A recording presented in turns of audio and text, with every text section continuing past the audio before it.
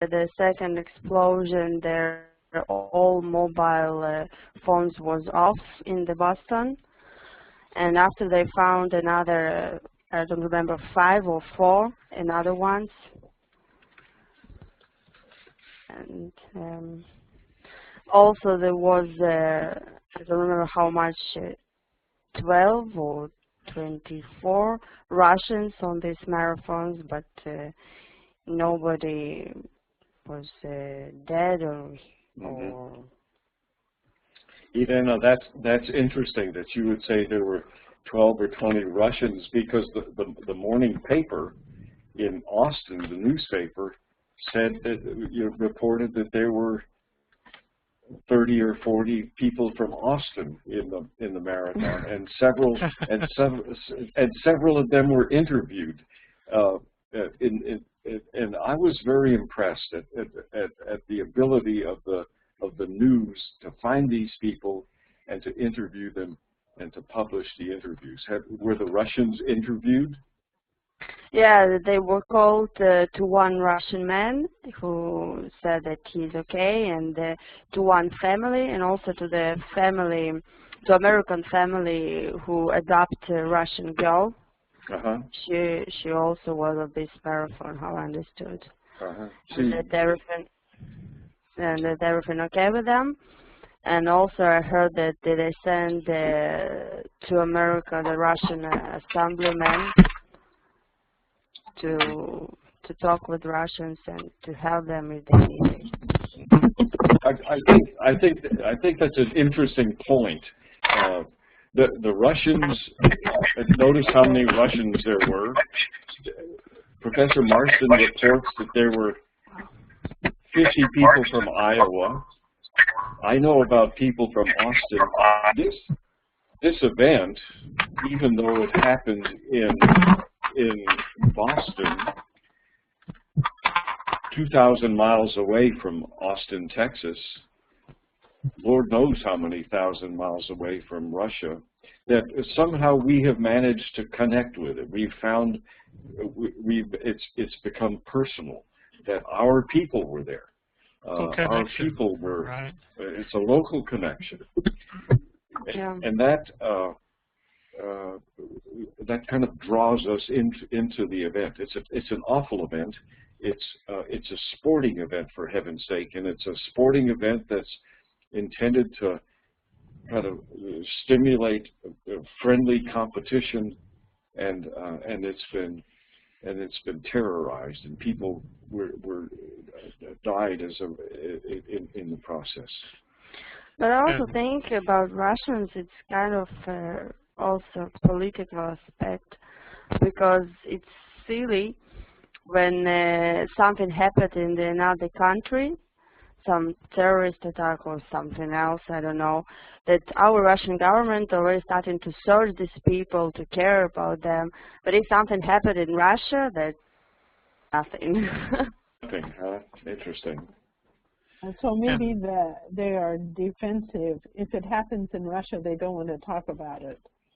But if it happens somewhere else, they're happy to talk about it. Yeah. You see what happened in this country, and it's not safety, kind of. Well, it used to be in the newspaper, in the, I don't remember, Pravda or Izvestia, where they say "U nas, u njih."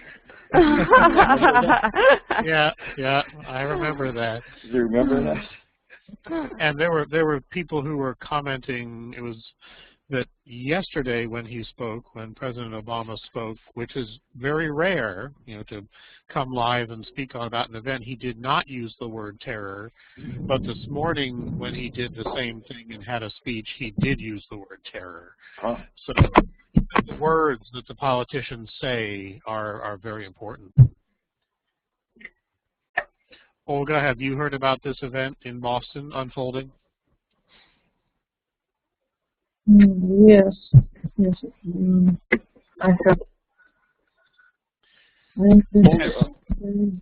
Olga, how do you explain something like this to your children?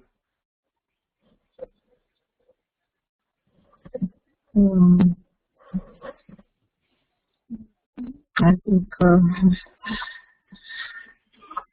will explain that is very they feel very bad action. Not,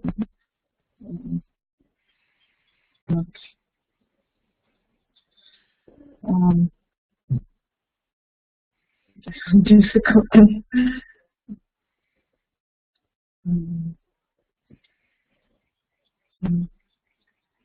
I will try to explain them that it's very it's tragedy for many people. In Moscow, we had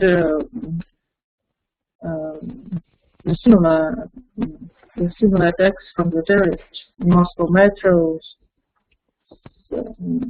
several years ago, and for Moscow it's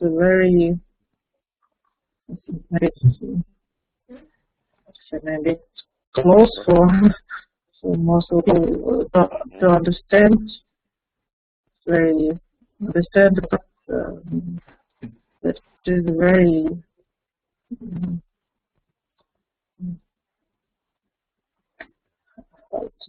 that it is a tragedy for all the people. I remember that. It was on Arbatskaya. Stanция Arbatskaya. There was one at Park Kultury too, right? Park Kultury. Park Kultury. Wasn't there a bomb attack? Yeah. Yes. I remember that because one of the summers I was in Moscow, our dormitory was maybe 50 yards from the Park Kultury station.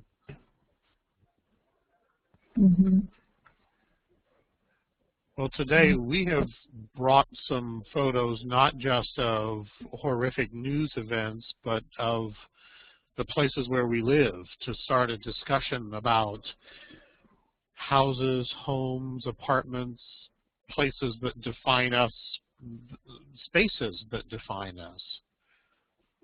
And what we're hoping, Olga and Irene, is that we will lead off, Professor Lero, Professor Marston, and I, and then we'll ask you probably in the next class to bring some photos of your own to share with us. So Professor Marston, let me see if I have any luck giving you the con. Let's see, I probably don't need it because I think that I have all my pictures uploaded, but we'll see. Okay, you're in charge now. Oh, how scary is that? Oh. So, the first thing that I wanted to show you is a picture of house. This is not a typical American house. It is not even typical of Des Moines, although in the university area, it's not so unusual. This house was built in 1884.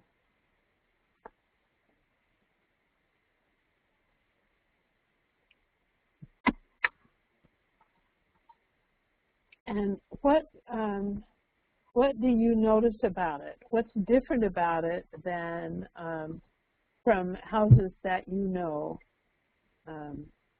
in your country? That should be a lot. What do you see that looks foreign to you?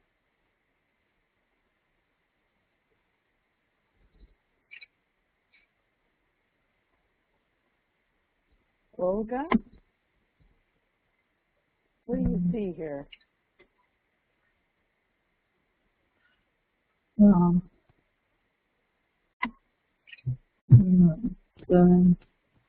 Very nice house. Not typical for large cities of Russia.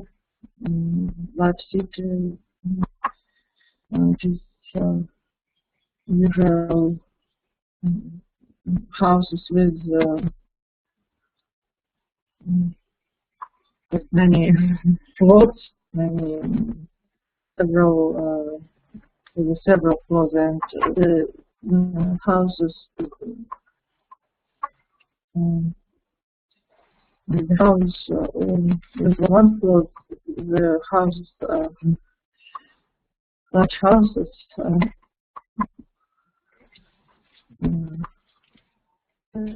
Is it common in Moscow to see houses made out of wood? No, for Moscow it's not common. So, what are houses built out of? Stone or brick or cement?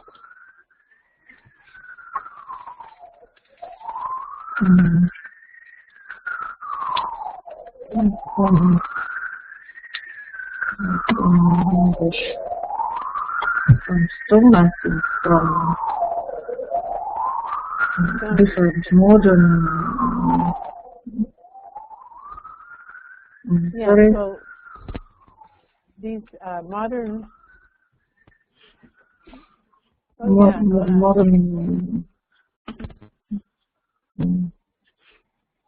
From the modern. From the modern. And so, go ahead. From the modern material, I think. The houses in Moscow, the houses are built now from the modern materials, stones or something like that. Okay, and so do the windows look like windows in any house that you know about? So the materials of windows, or yes, or their shape or style.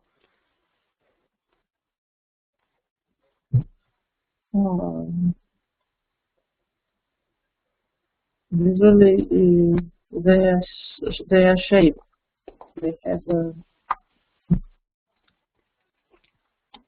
They're long and narrow. And there are no there are no fortachki in these windows. Shutters? Maybe not. What are fortishki? Well, we call it Russian air conditioning. Yeah, little tiny service windows that sit on top of the main window. These windows open quite easily, and so we have a sort of substitute fortishki, I guess. It's easy to find. Professor Smith, if you could find one online. Got one. Got one. You got one? You already got one. Oh, he's good.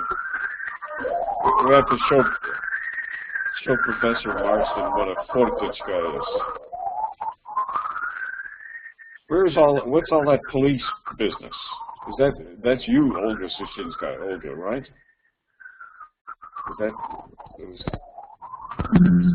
The fortachki, Jan? Which? No, I don't. Actually, it's over by Joe's tabs. There's a tab called fortachka. There it is. A little hard. Yes, aren't they cute? Those windows in French have a German name. It's called a Was ist das? And that's a French rendition of Was ist das? The German expression, what's that?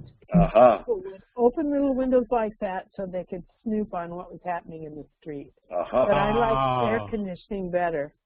My windows are not like that.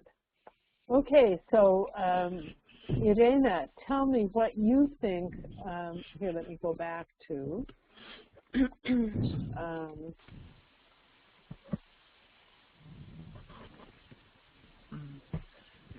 blue house. There you go. What's different about this house, Irena? Well, it's all different actually because it's a kind of different architecture style, which we have in Russia. Do you know? Go ahead. And the materials also different. How I understood, it's made from the wood. And here in Russia, we have the old houses that were made from the wood. Today already not. It's from the stone. I don't think that we have. From the brick and from the blocks of yeah. Concrete blocks. Yeah. Okay. And the style of the windows too is different. And the door. What about the color?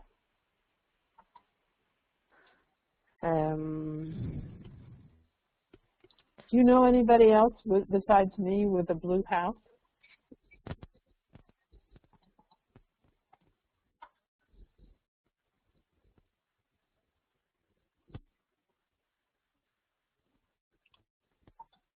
Are you there?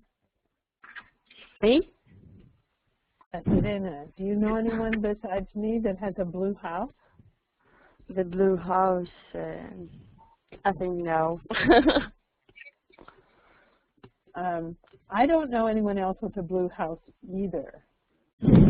But when we bought this house in 2003, it was not painted appropriately for its style. Do you know what the style of this house is called? Oh, you once said, but I don't remember the name. It's Victorian. Oh, And that is borrowed from the British. Victoria was queen when this kind of house was in vogue. This is a modest house. This is called a cottage. And it is not a large house compared to some. Pete, we forgot to ask you how many square feet your house is. This one is 1,800 square feet.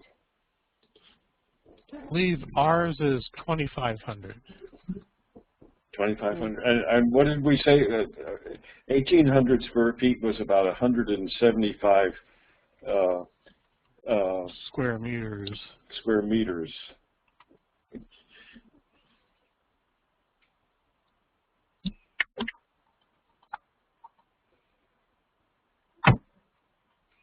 Okay, so let's. I like this. My front yard also is probably different from what you're used to, and this house is. Houses of this style are sometimes called painted ladies. Okay, here's a question for the ladies in the room. What's a painted lady? And why would you call a house that?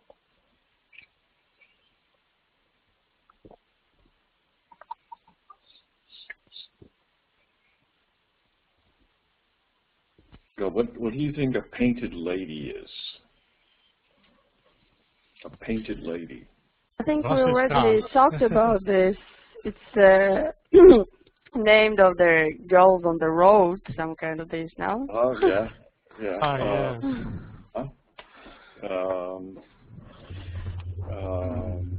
Painted lady. It's a polite way of saying prostitutes or streetwalkers. Sometimes they're called streetwalkers.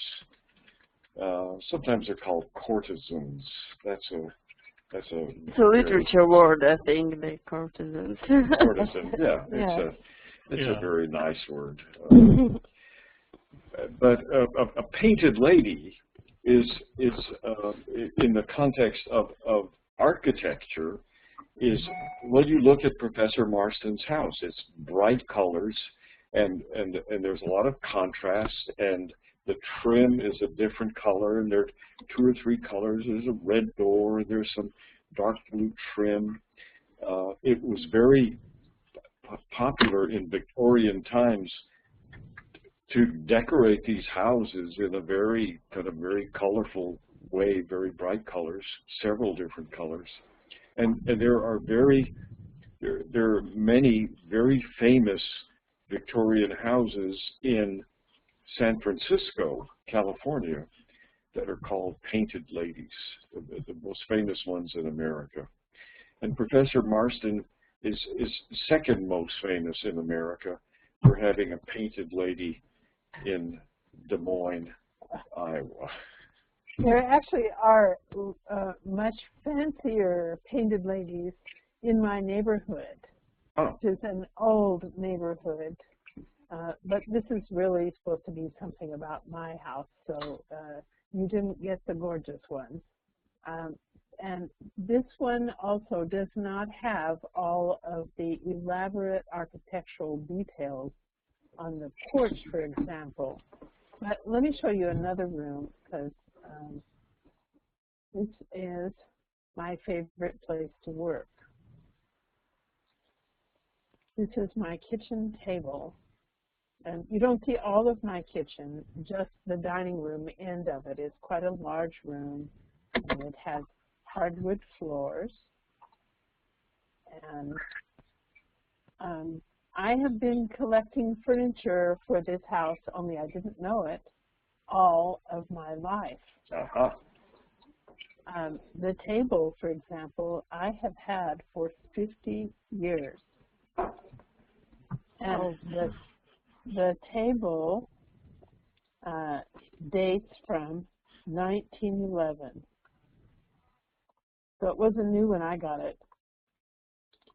And the sideboard, the piece of furniture at the far left of the picture, also dates from 1911. And they are solid oak, which you hardly find now at all. The chairs are modern, but in a style from that time.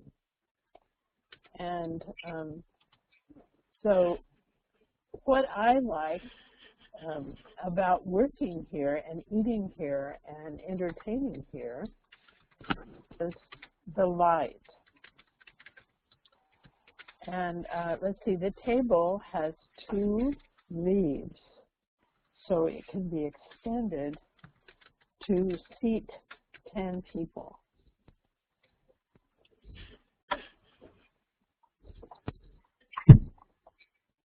So what do you observe about this room? What do you see here, Olga, that you think is appealing or not? It's very light, very nice room. It's not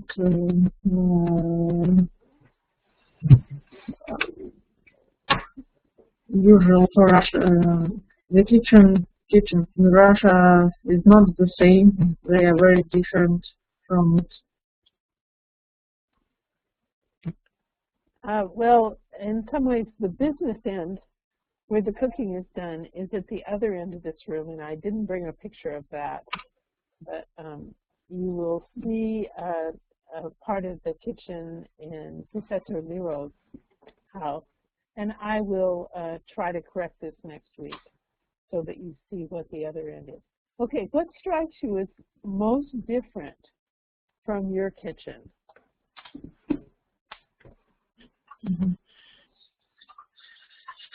My kitchen, I think, to be much smaller.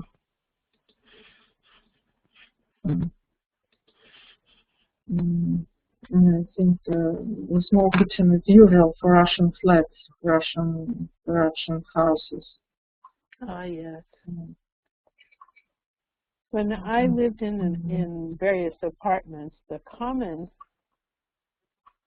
size kitchen is called a Pullman kitchen.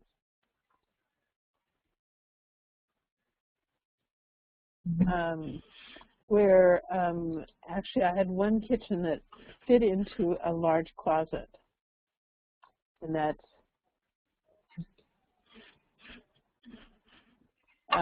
it's very difficult for me to cook like that because I love to spread out and cook extravagantly. I had a hard time getting closet written there. So smaller kitchens. And I would say that the reason that we bought this house is because of what you see in this picture. I thought, this is the perfect house for us. So, so what would you see here that you should know that I do occasionally have guests here, and this is the room that we eat in, this space. There's plenty of room to open up the table with me. And I have eaten in that kitchen. Professor Marston has cooked a wonderful dinner for us. And the only reason that I'm not sitting there now, as opposed to sitting in my studio, is that I share this room with, sorry, I didn't realize I didn't have my, I share this room with my cat, and you'll see my cat is moved in now. One of my cats is right here in the picture with me. That's what reminded me. So the cats and my husband are here, and because the room is so big and open, there would be a lot of distractions available. My cat doesn't usually sit next to me and purr, but he's doing that now. Oh, hey, kitty. Turn it around. So he's resisting this. Oh, look at that. They're present, and then so this is the second picture that I really like, and let's see if I can get us to the next one.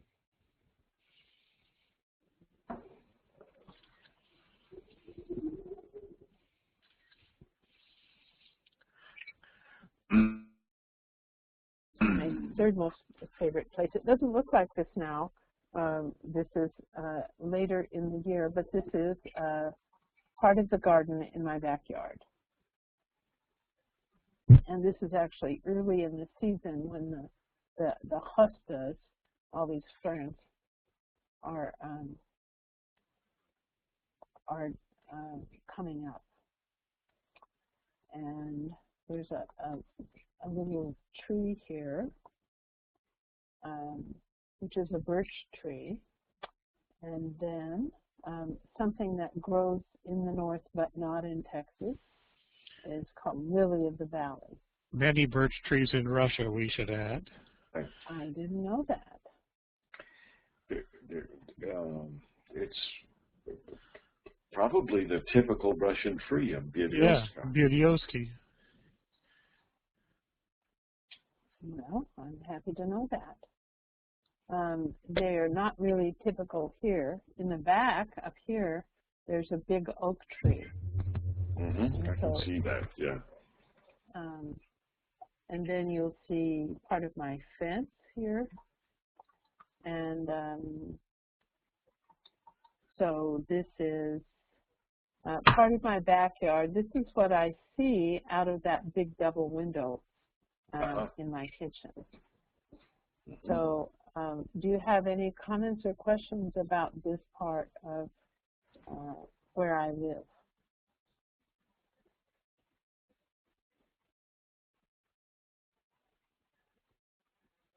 this is the more private part of my house, my property, as opposed to my front yard, which tends to be less private.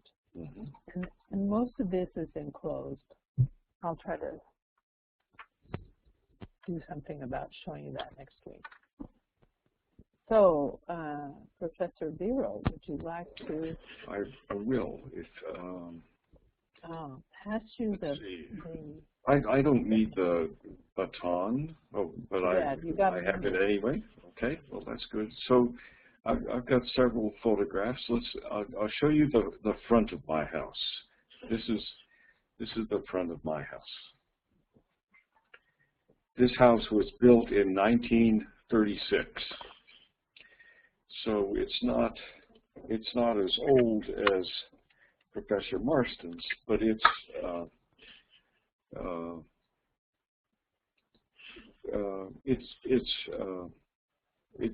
an older house. It's a venerable age. It is. And in the front, this tree on the right, this very twisting tree is called a live oak. It's an oak tree, and it's very common. They're very common in Texas. And this tree over here, this one is called a cedar elm. It's a different kind of tree. But the area in which we live, as you can kind of get a sense, is wooded. There are a lot of trees, and so there's a lot of shade. It's close to the university, not as close as Professor Marston's, but close enough. So that's the front of our house. What do you think? What sort of impression do you think, Elena? It looks very cute and small. Very cute and yeah, and it's a kind of interesting style of the house, the door, and how it's made. The windows, they're big and open. And I love this area with the two chairs. Yeah, it's very cute and nice. It's very good to have a rest in the summer day in the evening. It's very nice. I think. I'll tell you when I especially like to sit on that. It's a little porch, and there's a door that goes into the house right here. So you can get to the porch, but when it's raining, my wife and I like to sit on the porch and listen to the rain and watch the rain. It's very, very pleasant, very enjoyable to do that. Very enjoyable to do that. And you're right, it does look small. Olga, do you think this house looks small? Yeah, I think it looks small. But I think well, houses. You're right, but this house, curiously, it has exactly the same area as Professor Marston's house. It's also 175 square meters, 1,800 square feet. And I'll show you, and the reason it looks small is that it's bigger in the back than it is in the front. And I will show you a picture of the back. But first I want to invite you inside into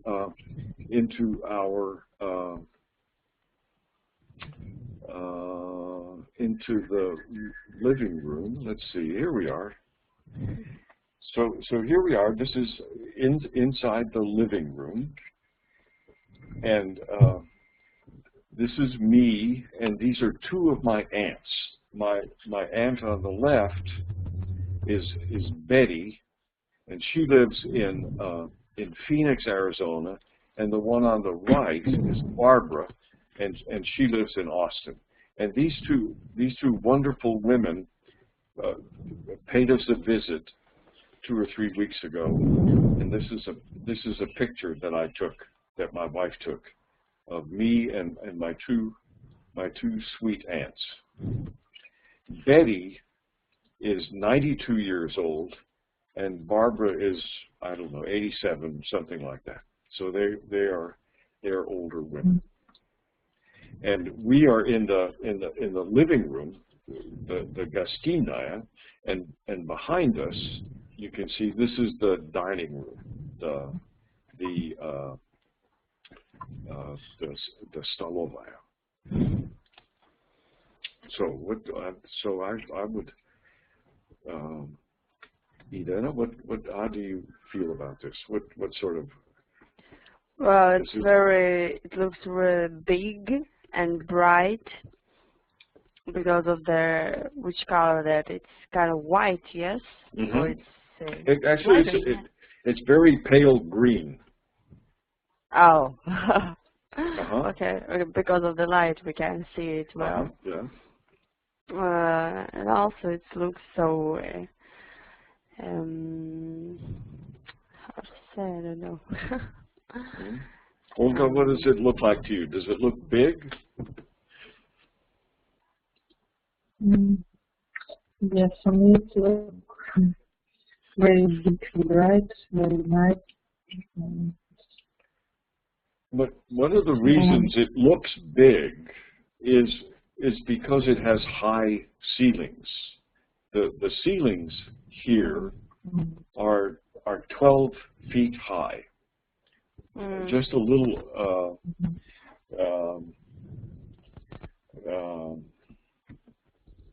and a typical American ceiling is 10 feet high. It's just a little over 3 meters. This is almost 4 meters. So it looks bigger than it is, and it's a very interesting architectural feature. Professor Marston's house also has high ceilings, but high ceilings are not very common any longer in the United States. What else do you see in here? What else do you notice, either of you?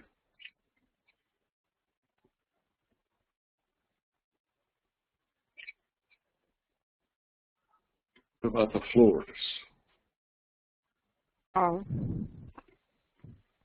It's from the wood, right? Huh? It's wood floors, wood floors. Right. I love wood floors. I think it's very nice and it's a good house. Wood floors in Russia are usually parquet, aren't they? Yeah. But it's very rare to see parquet floors in the United States. I don't know, Professor Smith or Marston, do you know anyone that has parquet floors? I have seen them in very wealthy homes. Uh-huh. But they're not common at all. Okay. So this is it. Now I would like to invite you into my kitchen for a cup of coffee. Okay, so here is my kitchen. Oh, here we can see the green. Yeah, it's darker green here. Yeah. So you know, as it turns out, there's a lot about this that reminds me of Professor Marston's kitchen table. What do you think, Olga? What is similar in the two pictures, Professor Marston's kitchen and my kitchen? The table near the window. A bit difficult for you to have breaks, for example, and to look at the window. the watch. Mm-hmm. Also,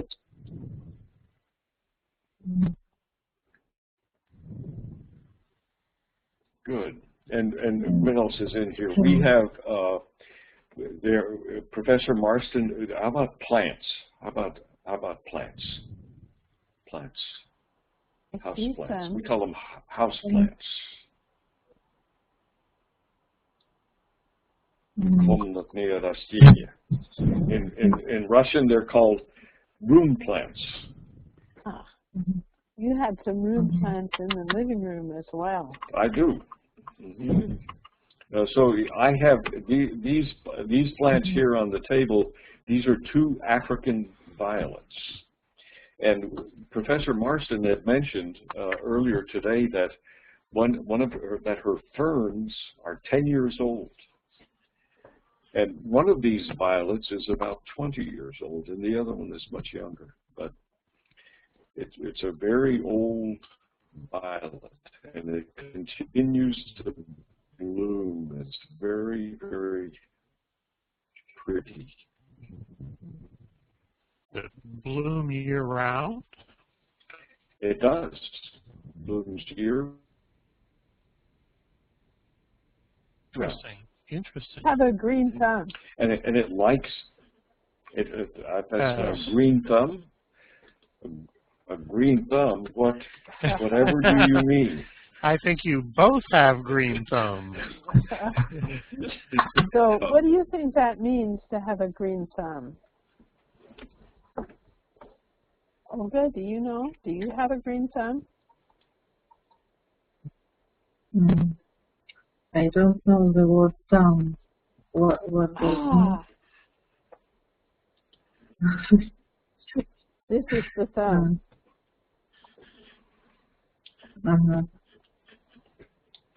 What is a green thumb?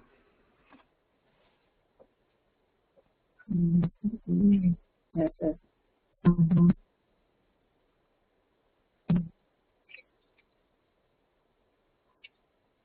I think.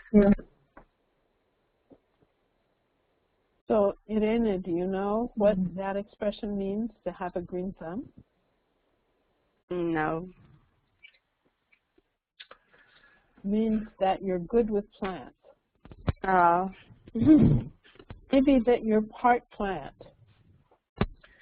I'm going to show you something else. Here's another plant. It's hard to see, but right there in that little green pot is another plant. And I'll tell you what this plant is. This is a very useful plant to have in your kitchen. It's an aloe. Oh. Yes. An aloe. And it's there for medicinal purposes, so that if I cut myself or if I burn myself when I'm cooking, the aloe is, I can break off a piece. Okay, and I want to show you one other little thing in the kitchen that's kind of hard to notice, but right here, hanging in the window, can you tell me what that is?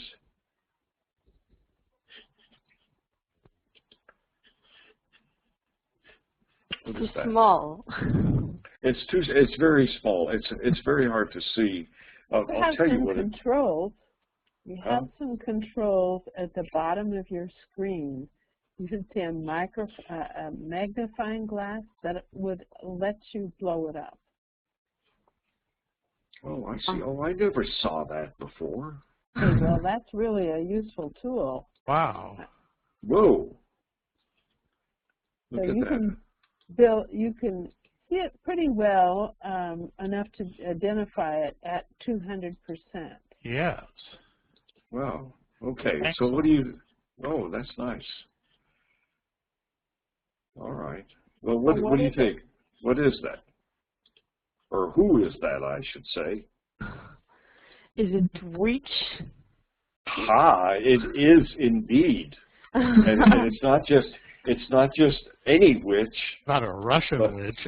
But a Russian witch. Oh. It's Baba Yaga. Baba Yaga. Could one of you explain to Professor Marston who Baba Yaga is? It's character from Russian fairy tales.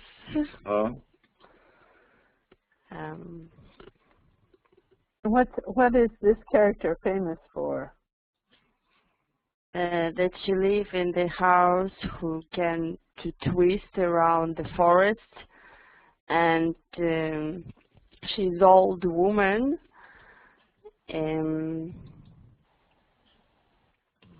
I don't know what else to say. But we love her. We love Baba Yaga, right? We love Baba Yaga. And so she's a good witch? No. Oh, but you love her anyway. She's kind of well, in the fairy tales and the old movies when we have where we have Baba Yaga, she's not a good witch, but she's kind of silly and funny, so that's why we love her. Okay. All right. Okay. Well, that is so much for the kitchen, and I want you to remember these two windows because I'm going to show you these. I'm going to show you you said, "Oh, that house looks small." I'm going to show you the back of the house. Okay. So here we are. Here's the back of the house. All right. This is in the back, and these windows right up here, these two windows, those are the kitchen windows that we were looking out of just a moment ago. So, do you have the kitchen on the second floor? Yes. Well, oh. but the kitchen, the house is built on a hill, so from the front of the house, the front of the house has one floor, one story, and the back of the house has two stories. It's an L-shaped house in cross section. So this is what it looks like in the back, and the kitchen is up here on the first floor, and down below are other rooms. And sometimes we sit under this umbrella and have a cup of coffee. And these windows over here on the right, these are the windows of that's my office. And I'm looking out one of those windows right now. I'm speaking to you and looking out those windows. And I want to show you what my workplace is like. Here we go. This is it. This is where I am. Right now I'm sitting at this desk right here. On this computer right here, and I'm wearing these headphones right here, and I'm looking out, the window. This is where I work. The chair looks very comfortable. The chair is very comfortable. That's this room. This is a good. I like this room. This is very inviting. It has 1, 2. I'm counting 3, 4. It has 5 windows in it, so it's a nice bright room. It's a very bright room. It's a warm room, and that's where I work. So here's my coffee cup. Here's my coffee cup. Over here, and you have the carpet on the floor. I have a carpet on the floor. Like before in Russia, everyone would have a carpet on the floor. They would have the carpet on the wall. Yeah, it was horrible. Yeah. But that's traditional. There's a long tradition of hanging the carpets on the wall so that the place will not be so drafty. Over here, insulated in different ways. Over here, you see this. There's a little framed thing. These are 2 handprints. These are the handprints of my 2 granddaughters. And when my birthday 2 years ago, my daughter, their mother, had them put their handprints on a piece of paper, and they signed their names, and it was beautiful. And I have it in a frame on the bookshelf. It reminds me of my sweet little girls.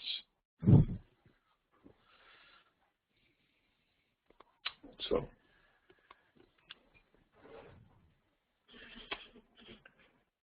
Now maybe we should ask Professor Smith to show us where he lives. Okay, I'm going to drop you the ball. Right. I will show you the front of my house, which looks very different, I think, than the front of Professor Lero's house and Professor Marston's house. Irena, how would you describe the front of my house? Well, I think it's a new house, not as old as right? Yeah, mine was only built in 1984, so it's the baby. Yeah. And you have it's 100 years younger than my house. Ah, that's exactly right, isn't it? Wow. And your house were different materials were made from brick, and you have the cut grass. Yeah, very green lawn. Yeah. So And it's totally different. I already had to confess that I do not mow the lawn, and you'll see the nice crisp edge by the sidewalk. I do not edge the lawn either. I have a lawn service that comes and makes that lawn look so beautiful. Oh. So this edge right here that you can see, when they cut it, they make it beautiful, and depends on the time of year in Texas. Now it really is that green, but in the winter it turns brown because it's simply colder and there's not enough moisture. And it's real grass, right? It is real grass.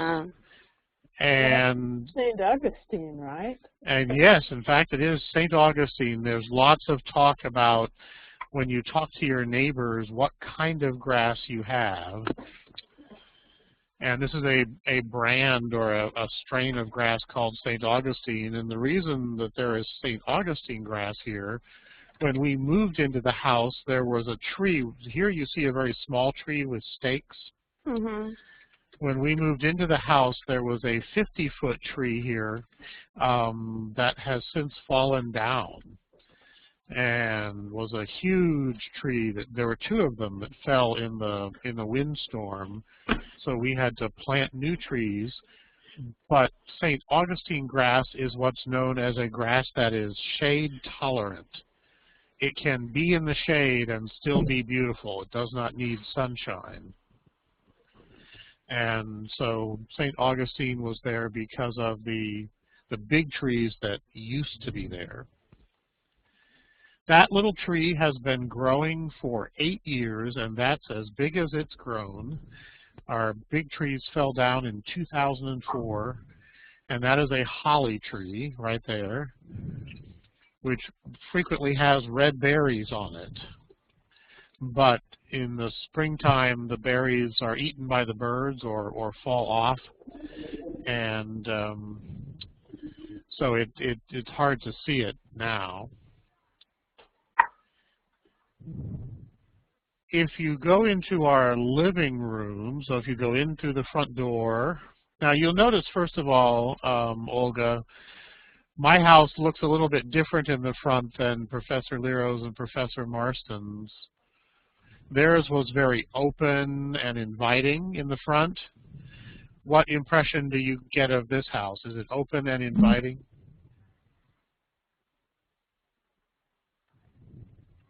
I think it's not so open and inviting.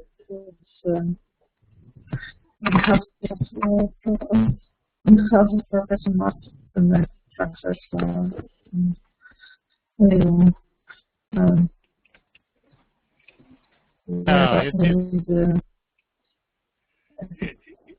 It has a little, yes, it's a little less open and inviting. Professor Lero is kidding me that an oligarch lives here, a Russian oligarch, right? It's a brick wall and the brick house. Now there is no fence. You can see our neighbor's house right nearby. That's the house next door. So it's a little bit less open and inviting, but inside it's very open. The ceilings are also very high. This is a picture of my daughter in the living room, and we think she is opening presents for Easter maybe. But you'll notice that the ceiling goes up behind her. One of the things we liked about this house was it has very, very high ceilings. And it's very open on the inside.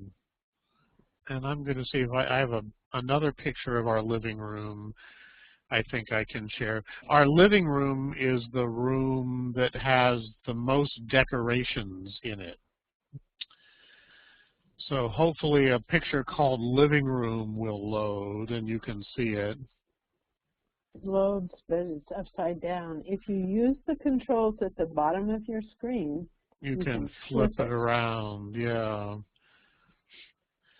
So in our living room you can still see the brick, but you can see all the beautiful artwork that my better half, my wife, has picked and decorated, and so our pieces of pottery are not on the wall like in Professor Marston's kitchen. We put them in these built-in bookshelves that were here when we arrived. And I have to say I do not claim any artistic talent. That belongs to my wife, and you'll see that I use the phrase "my better half" to describe her, which is a phrase that's in, I think, in Russian too, right? Mm-hmm. Yeah. And then last, I'll share a little bit of a picture from out back. In my back garden, this is one of the roses that are blooming, and it's a very good time in Texas for plants. And this is a particular rose called a Lady Bank.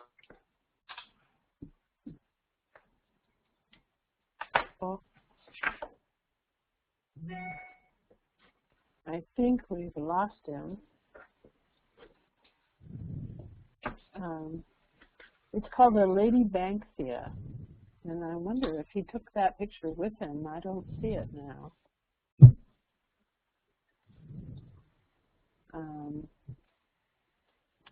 He does have beautiful roses, and oh wait, I can still see it now.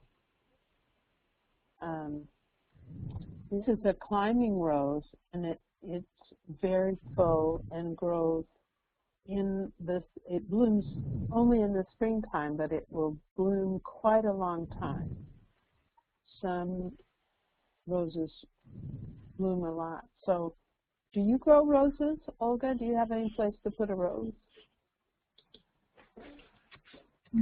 No, but my mother likes to grow roses and different flowers.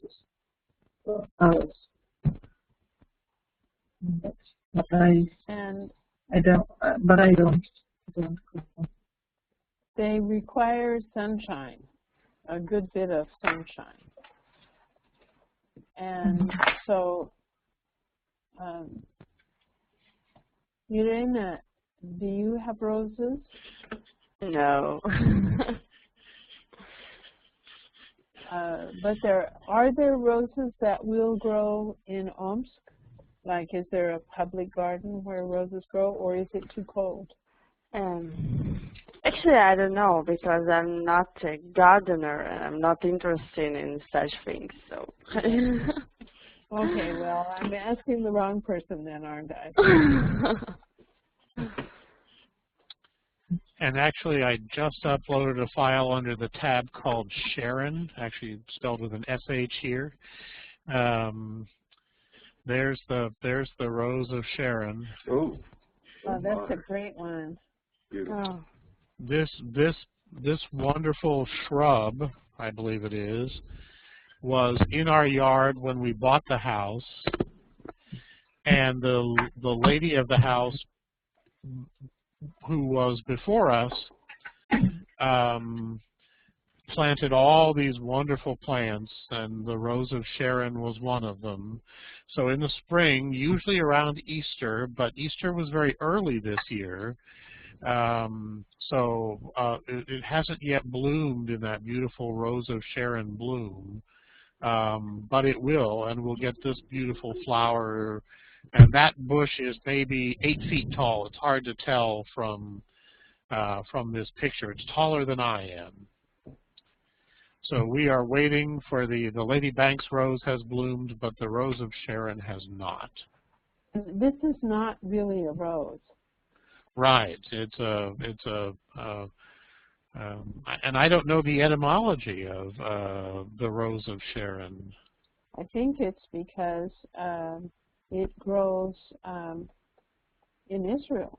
It's a biblical reference. Yeah. But I can't remember its other name. I'm putting the link in the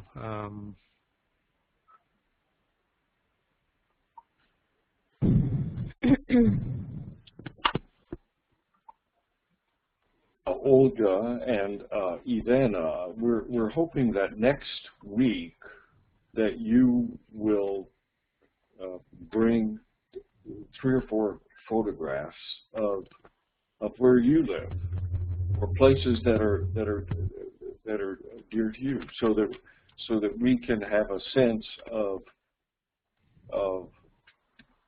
what's similar to where you live and we live, and what's different. I think it's nothing similar. Nothing similar. Well, I bet I'm just gonna. Well, I'll go ahead and agree with you for the moment, but I bet I'll find something similar. Thanks. So the reason that we ask you to, it's not that we're trying to say, well, see if you can match this. It's not that at all. It's that we're interested in seeing what it is about where you live that you think is interesting. What's your favorite place in the space that you live in, and why do you think so? And because I have lived in a number of apartments in my life, I would be interested in seeing the entrance to your apartment house. If you live in an apartment, I would like to see maybe your favorite space, or where you like to work in your house or apartment. So that's the kind of thing. This is not about comparing, except in how your daily life is reflected in where you live. Did I get that right?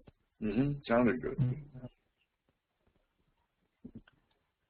And is there anything about the pictures that you've seen today from Professor Smith and Lil and myself that you would like to know more about? Is there something that we're not telling you that you wish you knew about?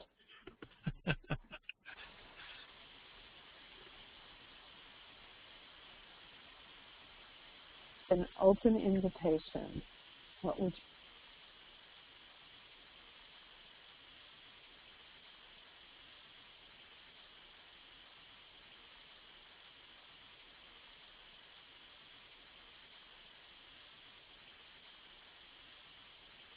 you like to know? And after this, we're going to be talking about the best place to live. That's part of this theme, which will go on for 3 weeks. So you've had some exposure to that now, and we would very much like to see what you like about where you live. And if you hate the place you live, then try to think of the best thing about it, or else then demonstrate me why I should hate it too.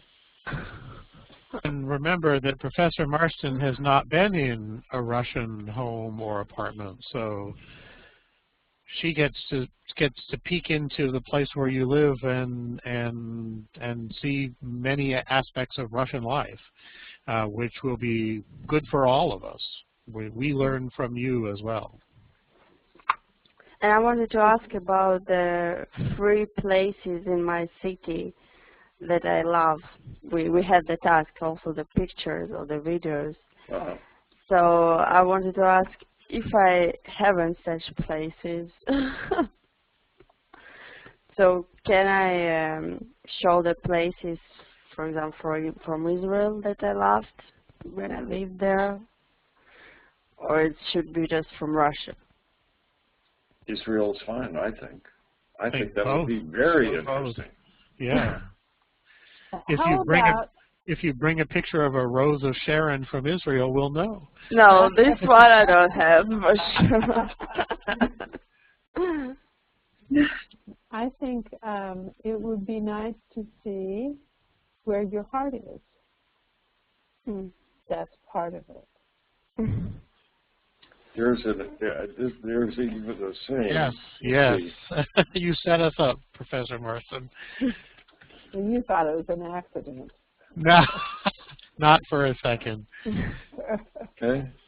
And so we say what we were, and I see that Professor Lero put it in the chat box. Home is where the heart is. That's part of what this is about. Where is home for you?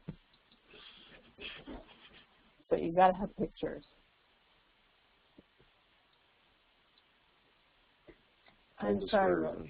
I didn't mean to interrupt you. No, home is where the heart is. That's well said. Olga, you understand the meaning of that little saying, home is where the heart is. Home is where the heart is.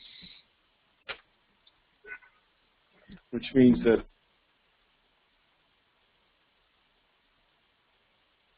if your heart is in a military camp in Israel. Now Irene going to have to find the most beautiful picture. I already have. I already found it. I thought that it will be on this lesson. Okay, so I'm going to have a picture that is not where I live, but one where a piece of my heart is. I would say my heart is fragmented in several different places, even though most of it, let's see, is where I live.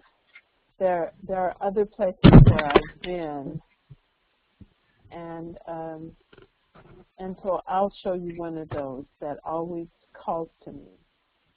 But I'll do that quickly in next week. If I could figure out how to post pictures to the blog, I would do that, but I'm having trouble because the instructions are not all, and the headings are all in Russian, and my translator gives me 6. So that's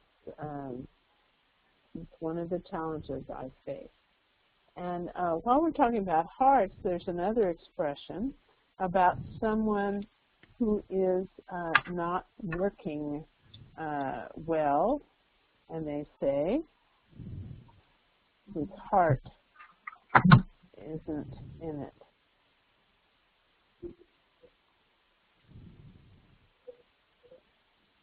That means he's going through the motions. We say that too. Oh, another expression. I'm going to have some help here, guys. What does that going really through mean? the motions.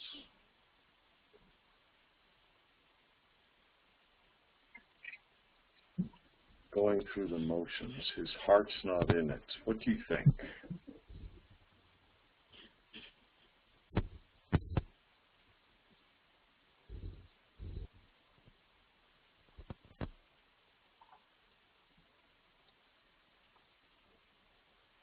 Either? Irina, Olga, his heart's not in it. He's going through the motions. You describe something where somebody might just be going through the motions?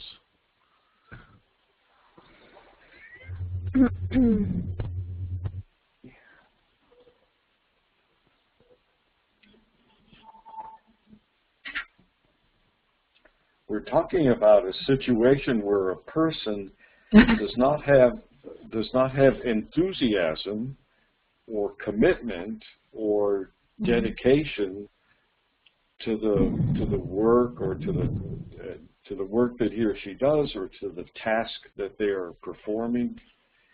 You know, so the meaning is clear, I think. Yeah. So can you give me an example?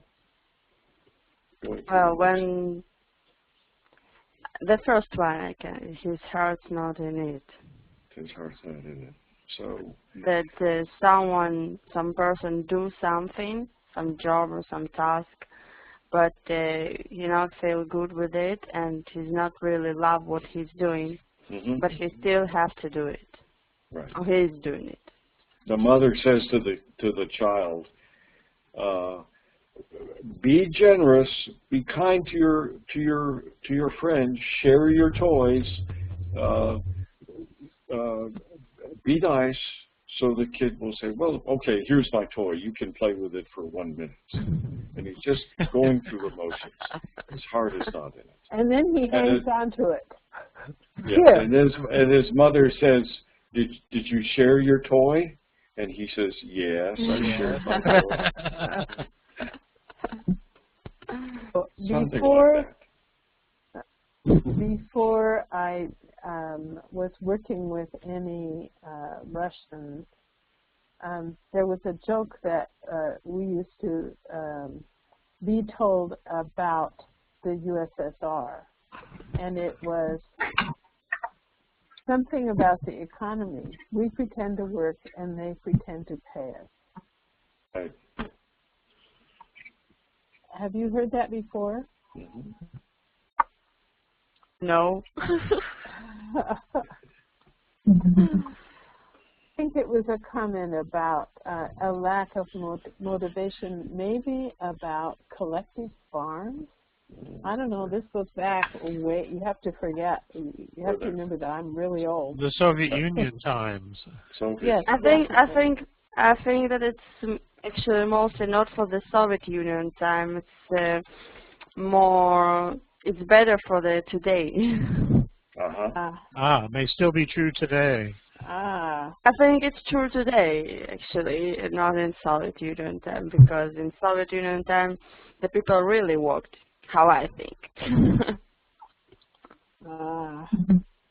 Well, so it definitely shows a lack of enthusiasm anyway. Well, we are about time to wrap up, right? So we may wish you a good week, and as we said, we'll ask you to bring some photos next week.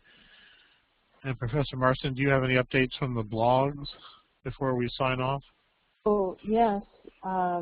If you have been waiting for me to write something about the last topic on education, I have been writing my heart out all week. So if you don't get notification of that automatically, I wrote, I've been writing for several days on comments, and I really enjoyed what you wrote, Irina.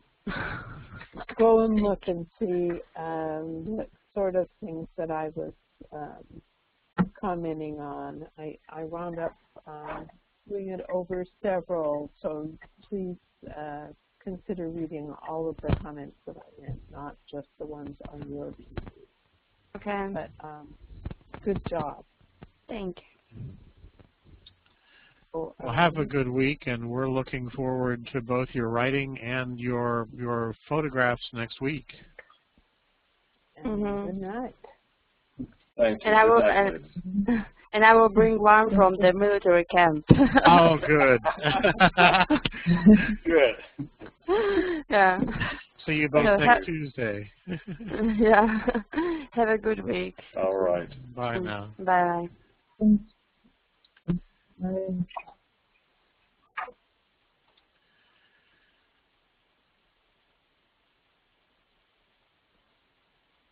Irena is a very appealing person.